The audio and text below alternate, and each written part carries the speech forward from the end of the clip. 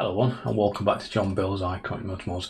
Okay, so something a little bit different today. I don't normally do book reviews and don't worry, I won't be doing many more, but when I was offered this brand new Victory 100 gun first rate by Pen and Sword, I couldn't pass it up because I knew it would be a great interest to yourself. So like I say, if you want to get hold of this book, I'll put a link in the description and you can pick it up from most companies now. It's been out around about 2 weeks, but it's a book mainly for model builders. It goes into a lot of the model kits that are available on the market, and it also shows you a lot of completed model kits as well. That absolutely, as I've just gone through this book, it's absolutely some of these models that are finished. I'm in total awe. So anyway, I hope you enjoyed the video and I'll see you all again soon. So this is the new book that I've recently received. It's titled Victory 100 Gun First Rate 1765, and it's by the author Kerry Jang. And it's very different. It's not like the Anatomy of Nelson Ships. It's very much a guide looking into actual model kits and the model kits that you can buy, accessories that you can buy for model kits. Plus it's also looking at some absolutely outstanding, like the one on the front cover, absolutely world-class HMS Victory models. So we're just going to turn over the page, and it first starts off, obviously, just like most books do, you get all the content. So we get the design and construction, the career highlights. This is mainly looking into obviously Victory itself, and we get the model products. Model Makers Showcase, that's for myself, that's the one I'm really interested in. And the appearance, colour scheme, which is obviously a real talking point with Victory at the minute. Mine's been painted, still painted in the yellow ochre, but a lot of people now are choosing to paint it in that like a salmon colour. But for me, Victory will always be yellow ochre. So like I say, the first couple of pages, it starts to look into the design and construction of Victory. And we get some really nice obviously illustrated pictures, like some original drawings. So like I say, so pick people you can spend a lot of time. If you're actually going to make a Victory from scratch, you can spend a lot of time just reading up about this design and construction section. So then it goes into the career highlights, and this is the career highlights as actually Victory itself, Victory's first commission.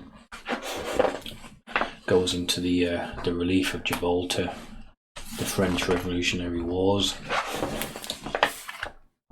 one of your very famous battles, the Battle of Cape St. Vincent, and then probably what everybody you'll always think of Victory of is the Battle of Trafalgar. And it's quite a nice section about the Trafalgar signalling. And you get quite a nice section as well about the pretty much the entire service history of Victory, so you can kind of find out exactly where she did, and pretty much right up to 2016 to where she is now. So pretty much the entire history, everything that's happened to her, where she was commissioned, and quite a bit more as we get later on is obviously the restoring section of Victory. So then we go on to this section. This is the model products itself, and this is the Model Makers Challenge. And say when I've been building my Victory for 3 years, I know just how much of a model making challenge it is. It starts off with the larger scale, and we'll start looking at some different kind of Victory models that you obviously that used to be around. They look very much like a die cast.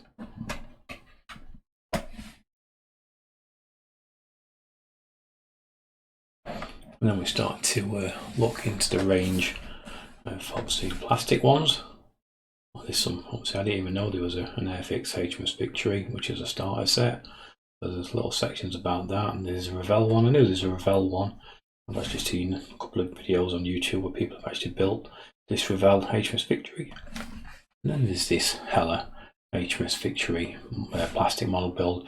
This is probably the one that's probably quite recognisable to a lot of people. There's quite a few people on YouTube building this, and I think if people aren't building the wooden HMS Victory, a lot of people actually build this one. And this is a 1/100 scale. So there's quite a good section looking into this kit itself. I didn't actually realise it was first released in 1979. So this kit's been around a long time. And then we get into the section that really interests me the most. This is the wooden kits. So on the first page, we're looking at this Cedarcraft HMS Victory. And for argument's sake, I'd say that a lot of people would class this as probably the best HMS Victory model out on the market at the minute. So before I actually bought my D'Agostini HS Victory, I did have actually look at this Cedar Craft HS Victory, and I was going to buy this, but at the time it was a massive difference in price. I managed to get my D'Agostini as a full kit pretty much for peanuts compared to what it was sold at. So end of the day, it only came down to price. But I think if I was starting again, I'd have probably gone and picked this HS Victory one from Cedar Craft, because I think there would be quite a lot less of modifications and scratch built parts that I've had to do with my kit. And there's quite a nice section, all in alphabetical order of manufacturers. Pretty much every manufacturer out there that is selling HS Victory. And then we get to look at this new Amati HS Victory. And this is a 1/64 scale. This is not quite released yet. And this is, I think, one of the kits that a lot of people have really been waiting for. It keeps getting obviously pushed back, but I mean, there's no guarantee when it is going to be released, but I think it's at the minute, it probably, when it does get released, it probably will be the most accurate, best looking, and probably more user friendly HS Victory kit that there is on the market. At the time, I was building my kit to kind of get it finished, so when this came out, I was going to buy this and build it. Circumstances for me have changed slightly, that actually when I finish my D'Agostini Victory, I'm actually looking to scratch build a 1/48 HS Victory, but at the time I would have been really interested in this kit. And then we're going to start to have a look on some of these add-ons. So it's obviously a section from Scale Deck. I didn't actually know Scale Deck did a Victory wooden deck, which is quite interesting, because I've actually got the Scale Decks for my Titanic, and these are actually absolute excellent kits, and these are really accurate decking representations. They look really good. It's really hard to try and get to that scale and get to that level of planking with small pieces of timber. And then we're going to look into this section where we start to look into some photo etch and 3D printed parts, and whether people like it or not, this is photo etch and 3D printed parts are now going to be a standard, I think, as with new kits going forward. It's well, when I first started putting some 3D printed parts on my HS Victory, it was quite controversial. Why are you putting 3D printed parts on a wooden build? But things change, all the market's evolving, and the level of accuracy now that you can get with photo etch and 3D printed is second to none. So it's quite a good section into all these add-on parts that you can actually buy. Okay, so then there's quite a nice section looking at paints or model making. So personally, I use some of the Ironworks paints myself. I use the matte white, I use the French blue, the red ochre, the yellow ochre. Yeah, so it's a really good list of all the paints that you will need to build this beautiful model. And then we get to a section where we're actually starting to showcase some people's actual Victory builds themselves.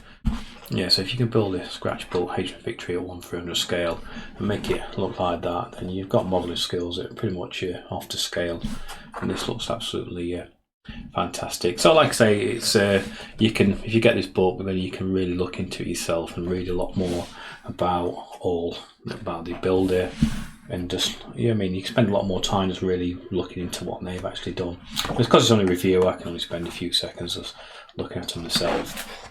So this is the scratch built Victory in 1/48 scale that I'm really interested in myself, because when you get to that larger scale of 1/48, you can really go to the town with the fine detail that you just can't put into a smaller scale. So when you look at the gallery section alone, how you can, on these columns, you can just put in detail that you just wouldn't be able to do at any other scale. So that's why I'm really interested in building one this size myself. Yeah, it's even a lot of people tend to comment that I'm doing a fantastic job with my HS Victory, but then when I look at other people's work myself, I kind of think to myself that I've got a long way to go to kind of hit these standards of model building. But yeah, it's absolutely fantastic. I'd love to be able to go and see this in real life. Kind of a little bit in awe of this model. And then there's some close-up pictures of the Helia HS Victory in 1/100 scale. And same again, I know that is a very popular kit by a lot of people, and when it's done really good, it can look absolutely fantastic.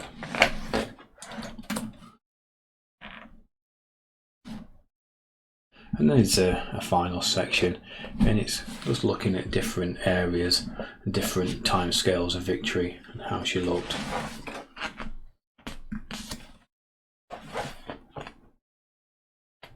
And then you get a nice section of different paint schemes and how to paint her and what colours, where to use the ochre, where to use the French blue, where to use the black. So that would make quite a good reference for people.